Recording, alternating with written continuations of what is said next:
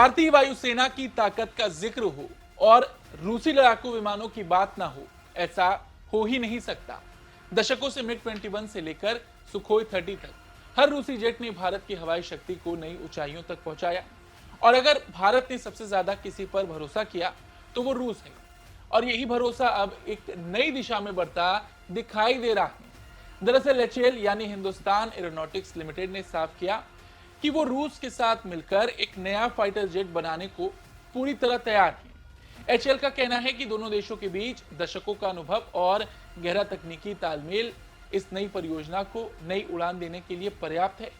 और ये बयान ऐसे वक्त में आया है जब रूस के सू-57 को लेकर खूब चर्चा हुई। आज विस्तार से हम भी इसी विषय पर बात करेंगे, जानेंगे कि एचएएल ने क्या कहा, रूस के साथ क्या भारत कुछ बड़ा प्लान कर रहा है, सू-57 को लेकर क्या अपडेट है और ये साझेदारी आखिर किस दिशा में जा रही है। नमस्ते, जय हिंद, मैं हूं ऋषि सिंह और आप देख रहे हैं हमारा खास शो विस्तार से।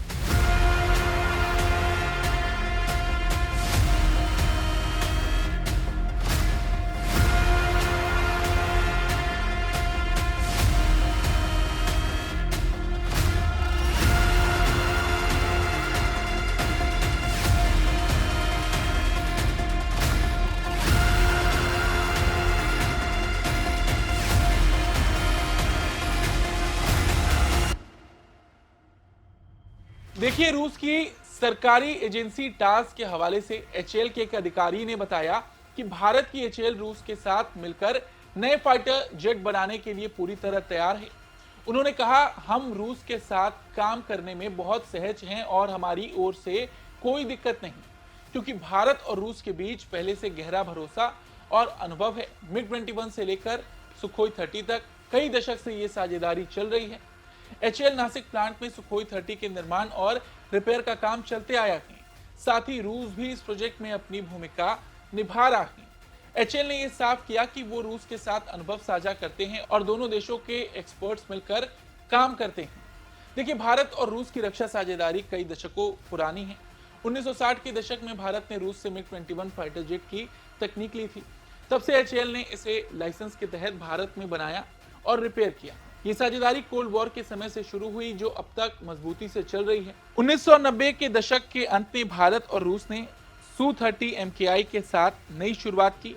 ये विमान भारतीय जरूरतों के अनुसार तैयार किया गया और इसमें रूसी टेक्नोलॉजी का इस्तेमाल हुआ। अब तक 270 से ज्यादा सुखोई सू-30 MKI भारत की एयरफोर्स का अहम हिस्सा है। हाल ही में एचएएल नासिक प्लांट में 15 नए सुखोई 30 जेट बनाए जा रहे हैं, जो 2026 तक एयरफोर्स को मिल जाएंगे। ये विमान भारत में 60% से ज्यादा स्थानीय पुर्जों से बनते हैं, जो मेक इन इंडिया की दिशा में बड़ा कदम है। अच्छा, ये साझेदारी सिर्फ इतने पर ही नहीं टिकने वाली।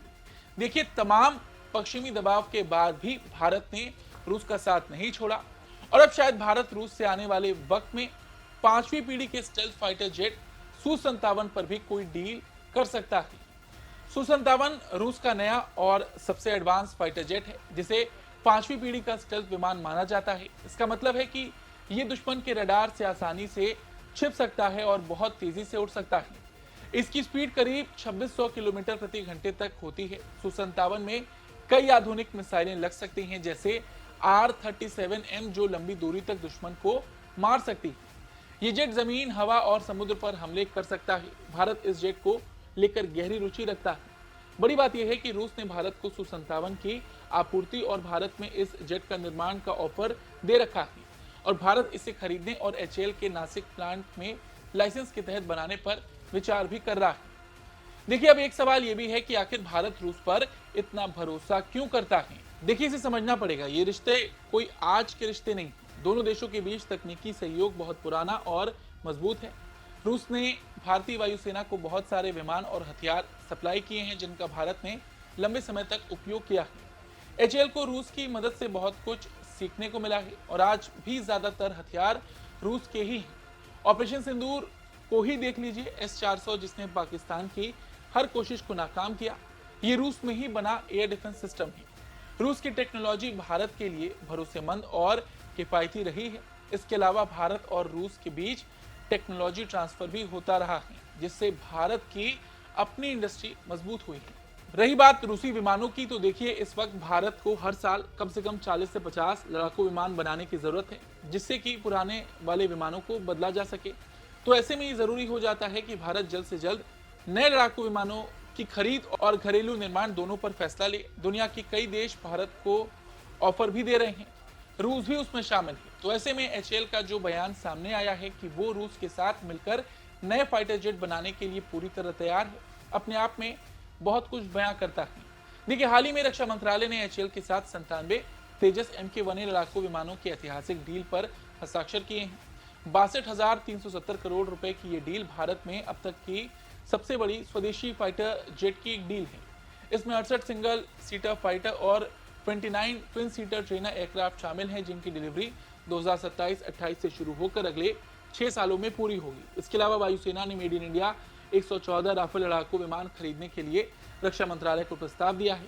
इंडियन एयरफोर्स ने सरकार को जो प्रस्ताव भेजा है वो multi role fighter aircraft tender का हिस्सा है। इसके अलावा रूस के Su-57 को लेकर भी खूब चर्चा है, और अगर भारत Su-57 खरीदता है तो ये कदम इंडियन एयरफोर्स के लिए गेम चेंजर साबित होगा, क्योंकि ये स्टेल्थ विमान गुप्त मिशन, गहरे दुश्मन इलाकों में घुसकर हमला करने और दुश्मन की एयर डिफेंस को तोड़ने में मदद करेगा। Su-57 का इस्तेमाल सुखोई 30, तेजस और राफेल के साथ मिलकर होगा, जिससे एक परफेक्ट टीम बनेगी। हर विमान अपनी ताकत के अनुसार काम करेगा। इस तरह भारत के पास हल्के से लेकर भारी मल्टी रोल और स्टेल्थ तकनीक वाले विमान होंगे, जो देश की सुरक्षा को बहुत मजबूत बनाएंगे। हालांकि Su-57 को लेकर अभी भी कुछ आधिकारिक बयान भारत की ओर से नहीं आया है, लेकिन ऐसी उम्मीद है कि किसी बड़ी भारतीय कंपनी के साथ मिलकर रूस ये साझेदारी कर सकता है, और एचएएल का इतिहास रूसी विमानों के साथ काफी बेहतरीन रहा है। फिलहाल आज इतना ही। आपको ये खबर कैसी लगी कमेंट करके जरूर बताएं। धन्यवाद।